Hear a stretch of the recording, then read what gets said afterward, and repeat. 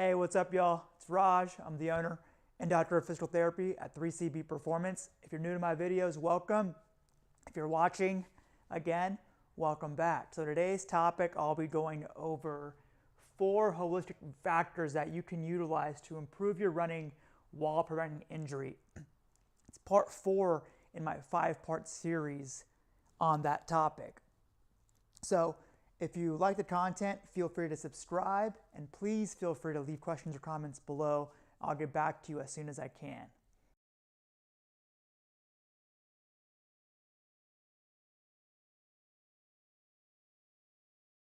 All right, so today's topic is the 4 factors that you can address in order to help your running performance while reducing your injury risk. The first one here, and I always argue is probably the most foundational to everything else, is sleep. Sleep pretty much unlocks the potential for everything else and makes everything else better. It's going to aid with your recovery. It's going to improve performance. It's going to improve resilience. It's just going to make you a better person and make you enjoy life more overall.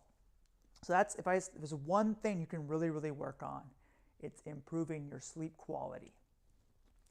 Second aspect is stress. So stress, specifically when it's chronic stress, affects performance, injury risk, and recovery. For example, when you're stressed, it causes increased muscle tension and tightness, which affects movement. It increases our systemic inflammation, which is going to bias us towards more pain and inflammation. It increases our sensitivity to pain. So when you do have pain, your threshold decreases, so then you feel and become more sensitized to more pain. It's a vicious cycle. And then lastly, when you're stressed, you're actually more sensitive to increased stress. Your threshold increases, another vicious cycle. So addressing stress is critical when it comes to running and injury prevention. The third aspect here is nutrition. We're learning so much more about our gastrointestinal systems, our microbiome, our gut, and how it relates to pretty much every system in our body. One key aspect here is when we're eating things that don't agree with our microbiome and our gut, it leads to systemic inflammation, which biases us towards increased injury, increased pain, and increase in our sympathetic nervous system response as well, which means more stress. And to that point, all 3 of these first aspects are all interconnected. If you're being affected by one, it's likely going to affect the other. It's going to affect the other, and again, create a vicious cycle.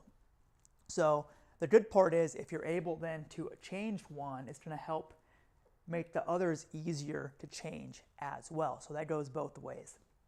Now, the last aspect I've included, it's not really holistic, but it's an external variable, so I included it, is shoes.